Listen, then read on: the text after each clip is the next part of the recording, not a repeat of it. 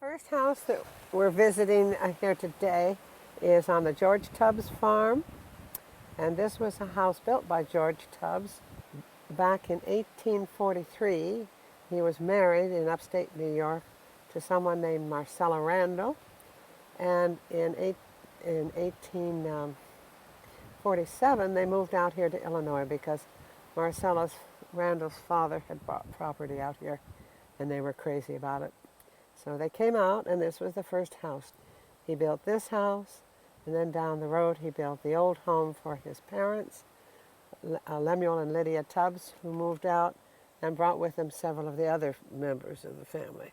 This house, the George Tubbs that we're looking at, presently belongs to Bob Palmer, who is the eldest of the Palmer grandchildren and great-grandchildren. It belongs to him and his family, his branch. George was quite the carpenter, and in between he built the Tubbs schoolhouse, which we're going to take a look at the site and drive by, but the schoolhouse was taken down about 1953. Of course, back originally, there were so many children in the area that I think they had something like 143 one-room schoolhouses in this area here. The location is so lovely, we've kept it as a site. So we'll go take a look at that, and then we'll go over and take a look at the old home. We're now looking at the site for the Tubbs schoolhouse that George Tubbs built for all of the children in the area here. And back in those days, everybody needed to have a one-room schoolhouse nearby, and this serves the whole area here. It was on that flat little knoll over there. It was taken down in 1953 because it was no longer needed. But in the 40s before that, both Bob Palmer and his cousin Howard Ricketts used to come out. That country school always started earlier than the city school. And so they came out and went to the schoolhouse a couple of times. And they rode their ponies out from Kirkwood and tied them up and went to school. The farm behind it is part of the old home, which is the next farm we're going to go over and see. We're now taking a photograph of a clump of trees at the end of a hedgerow, and that's interesting because that's where the Underhill family had their home, and Emily Underhill, when she came out from the east, lived there and taught school here. And that's how she got to know Henry Tubbs, whom she married, but she also knew George Tubbs, who built this house here. And in her diary, she always talks about going walking with George Tubbs. She ended up marrying Henry. We're now taking a look at the old home that George Tubbs built for his parents who came out from New York, Lemuel and Lydia. It was first just a lean-to and a shack, and then they built it into quite a presentable house. And then it was, as you see it now, was really remodeled in the 40s by Henry Tubbs's daughter, Myra Ricketts, who inherited all of these farms and took care of them for many years. It's now owned by Howard Ricketts branch. That's the eldest son on the Ricketts side of the family, and it has, since his death, been inherited by his 3 children, and they own it. We're now looking at the south side, the back side of the old home, which is everybody's favorite view of the house. It's just an adorable house. On the right is a garage. That was a 2-car garage, and then on this end of the garage there was a workshop, because Glenn Smith, who lived here for many years with his family, was a wonderful woodworker and made clocks and all kinds of special things with the wood. And Glenn Smith was also the family's farm manager, and later on his son Steve Smith was also the family farm manager. So this old home has been a very special place for the family. We're now looking at a red barn. It's the barn for the old home. Nice old building. You can also see a little bit behind the location, the situation of these early farms was always near timber and water. And you can see the timber in the background, and down in there is Henderson Creek. So they were easy access to water and easy access to timber. Henry and Emily Underhill were married in the early 1860s, and shortly after that bought this lot here that had a little a clapboard Victorian house on it with a lot of gingerbread.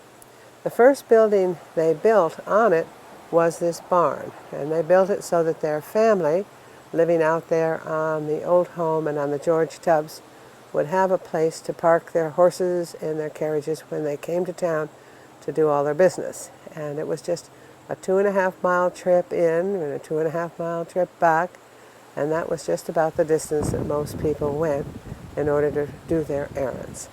And so that's why that building is particularly special.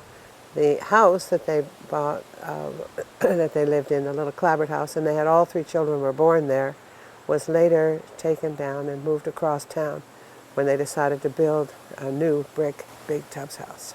This is a picture of the north side of the Henry Tubbs house, and it was built by Henry and Emily in 1878.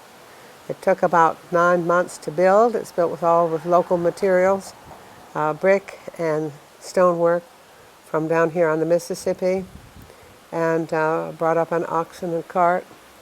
And as I say, it took about 9 months. It was opened in December when all the community came around to see, because it was lit with gas lights and it had indoor plumbing. Not a lot, but it had indoor plumbing, and so everybody came to see. Henry Tubbs was quite a businessman and kept wonderful records of everything, and has all of the bills for building this house, and the total was $13,000, which seems like nothing at all today. We have never found any architectural plans for this house, but we believe that they borrowed the plans for another house that had just been built up in Monmouth. Since then it's been taken down, so we can't really prove it. There's always been rattan furniture on the front porch here. The real rattan is so heavy, however, that it mostly lives in the garage attic. This is modern rattan that is synthetic, and it's nice because it's lightweight and can be left out there the entire summer. The big white pine here was a gift of Henry Tubbs to his wife Emily Underhill shortly after they were married in 1860. It's a little tiny tree. It's been growing happily for 160 years. So the big old pine is very much a part of the family. Now, the back of the house has a wonderful back porch that the family spends a lot of time on it. It used to have a sleeping porch above that porch because everybody in those days wanted to sleep out as well. But then finally, as no one was using it, they took that off. And we're still left with a nice porch on the first floor there, which is right off of the kitchen. And then below that is a terrace with a lot of chairs and furniture on it where we spend a lot of time as well. And then just below that, there's a formal garden.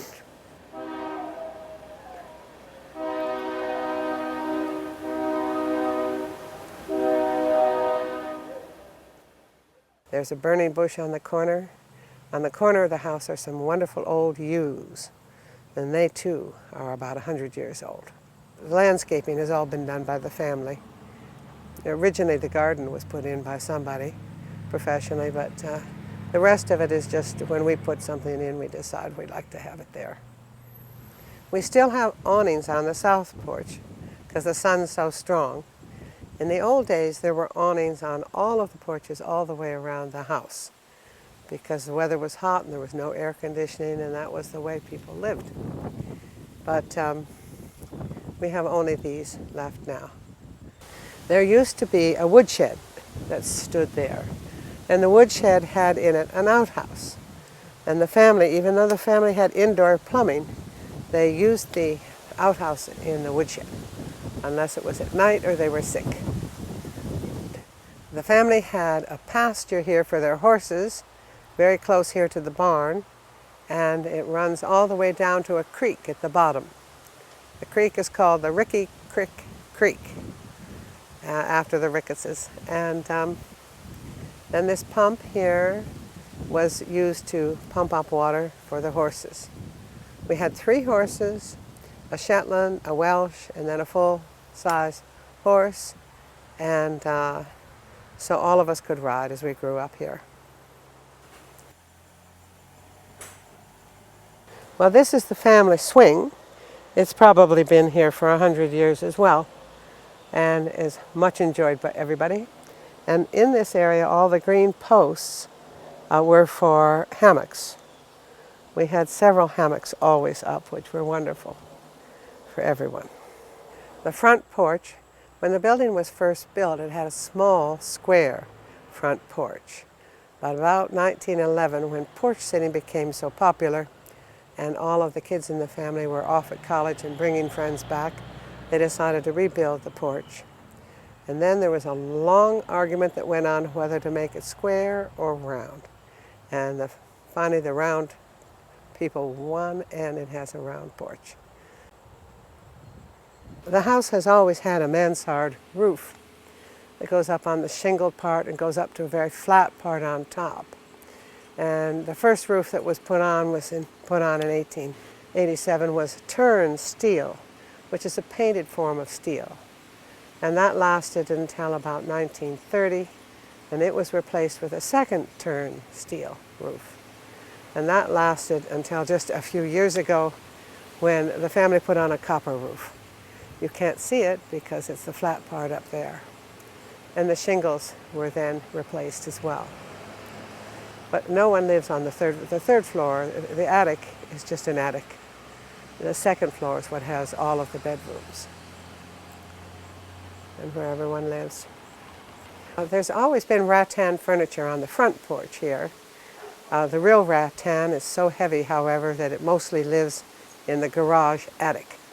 This is modern rattan that is synthetic and is nice because it's lightweight and can be left out there the entire summer.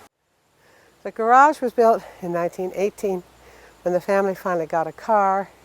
They kept a horse and a buggy for quite a while after they had a car, but Myra didn't want to get a car until her son Henry was old enough to drive. So that's why they waited until 1918. And they had a series of cars, but ended up finally mostly with Packards. The garage had heat. There was a little wood stove and hot water rads that went around because cars needed to be kept warm in those early days, and also because it was so hard to find gasoline and gas pumps. There weren't gas stations around. It has its own gas pump there, and there was a huge tank here under the terrace that kept their gas. This is an American green beech, which is a wonderful native tree, but not common in these parts.